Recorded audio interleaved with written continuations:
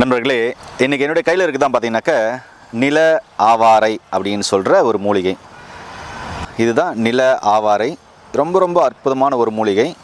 இதனுடைய காய் பார்த்திங்கன்னா அரை வட்ட வடிவில் இருக்கிற நிலா மாதிரி இருக்கும். அதனால தான் இது பேர் நில ஆவாரை அப்படின்னு சொல்லி வச்சாங்க. அதே மாதிரி அவரைக்காய் மாதிரியே இதனுடைய காய்கள் இருக்கும். இங்கெல்லாம் பார்த்திங்கன்னா நிறைய இருக்குது பாருங்கள். இங்கெல்லாம் பார்த்திங்கன்னா நிறைய இருக்குது பாருங்கள். இதுதான் காய். இங்கெல்லாம் பாருங்கள் நிறைய இருக்குது. இதுதான் நிலாவரை காய். இது பூ பார்த்திங்கனாக்க இந்த கலரில் விடும் பாருங்கள். இதுதான் பூ. ரொம்ப ரொம்ப அற்புதமான ஒரு மூலிகை. இதனுடைய வேர் இன்னும் ரொம்ப நல்லா இருக்கும். இந்த மூலிகை எதுக்காக அப்படின்னு சொன்னால், முன்னோர்கள் பயன்படுத்தினாங்க அப்படின்னு சொன்னால், மலச்சிக்கல் சம்பந்தமான பிரச்சனைக்கு இந்த நிலாவரை பொடியை அவங்க பயன்படுத்தினாங்க. முன்னோர்கள்லாம் பார்த்திங்கனாக்க இந்த இலை, காய், தண்டு, வேர் எல்லாத்தையும் எடுத்துகிட்டு பிடுங்கிட்டு பார்த்திங்கனாக்கா இது பிடுங்கிறது ரொம்ப கஷ்டமாக இருக்கும். பாருங்கள், வேரே இல்லை. இது பறிக்கும்போது பார்த்திங்கனாக்கா வேர் அந்த பூமியில் நின்றுச்சு, அவ்வளோ டைட்டாக இருக்கும். அதை நோண்டி எடுத்துகிட்டு வந்தீங்கன்னா கழுவிட்டு சமூலமாக இடித்து நைட்டு அவங்க சாப்பிட்டாலும் சாப்பிட்டு பானை இருக்கும் இல்லையா, அந்த பானையில் இதை போட்டு தண்ணி ஊற்றி நைட் அடுப்பில் வச்சுட்டு மூடி விட்டுருவாங்க. மூடி விட்டு காலையில் இழந்த உடனே பார்த்திங்கனாக்கா அந்த இதை வடிச்சுட்டு அந்த கஷாயம் இருக்குல்ல, அந்த கஷாயத்தை காலையில் ஒரு அரை டம்ளர் குடிச்சிடுவாங்க, சாயந்தரம் ஒரு அரை டம்ளர் குடிச்சிடுவாங்க.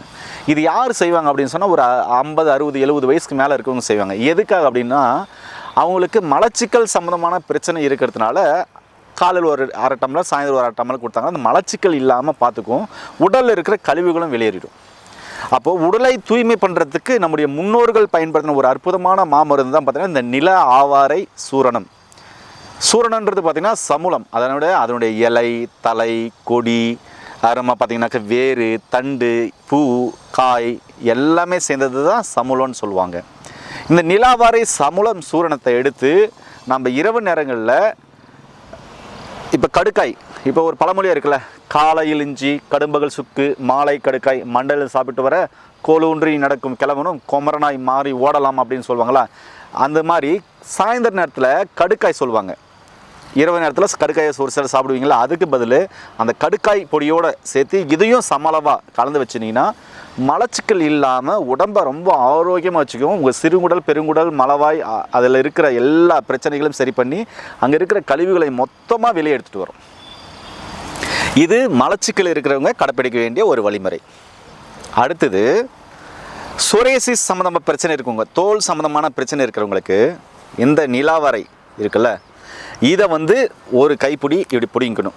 நீலாவாரை இலையை ஒரு கைப்பிடி இப்படி பிடிங்கணும். பிடுங்கி இதோட வெள்ளை அருகு, அதாவது அந்த வெள்ளை அருகு எதுக்காக பயன்படுவாங்கன்னா, மேக்ஸிமம் பார்த்திங்கனாக்கா வெள்ளைப்படுதல் சம்மந்தமான பிரச்சனைக்கு வெள்ளை அருகு பயன்படுத்துவாங்க. அந்த வெள்ளை அருகு ஒரு கைப்பிடி, மஞ்சள் ஒரு இவ்வளோ பெருசு, மூணுத்தையும் நல்லா இடித்து அம்மியில் அரைச்சி, உங்களுக்கு எந்த இடத்துல சோரியாசிஸ் இருக்கோ தண்ணியில் கலந்து சோரியாசிஸ் இருக்கிற இடத்துல போட்டு நைட்டில் பகலில் எழுந்து சுடுதண்ணி ஊற்றி குளிச்சுட்டு வந்தீங்க அப்படின்னு சொன்னால், அந்த சோரியாசிஸ் பார்த்திங்கன்னா ஒரு 15 நாளில் உங்களுக்கு ஒரு 50% குறைஞ்சிருக்கிறத பார்க்கலாம். திருப்பும் அந்த சோரியாசிஸ் வரவே வராது. அது 1 மாதம் 2 மாதம் நீங்கள் பயன்படுத்தும் போது அந்த தோல் நோய் முற்றிலுமாக குணமாயிடும். இந்த படை, சொறி, சிரங்கு, எக்ஸிமெல்லாம் இருக்கலாம், இதெல்லாம் ஒரு வாரத்தில் சரியாயிடும்.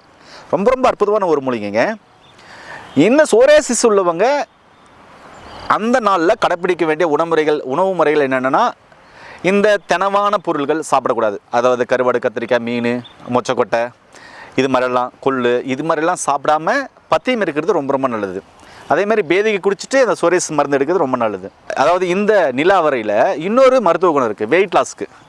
இந்த வேர் இருக்குல்ல, வேரை மட்டும் தோண்டி எடுத்து அதை நல்லா கழுவிட்டு இடிச்சுட்டு நைட் அடுப்பில் ஒரு பானையில் போட்டு அந்த வேரெல்லாம் போட்டு ஒரு இவ்வளோ வேரை போட்டு ஒரு 4-5 சொம்பு தண்ணி ஊற்றி மூடி வச்சிடணும். அடுத்த நாள் காத்திங்கன்னா ஒரு சொம்பு தண்ணி இல்லை அரை சொம்பு தண்ணி தான் இருக்கும்.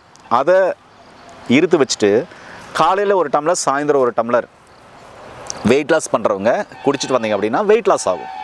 உடலில் இருக்கிற கழிவுகள், கொழுப்புகள் எல்லாமே வெளியேறும். இதெல்லாம் நம்முடைய முன்னோர்கள் கடைப்பிடிச்சது.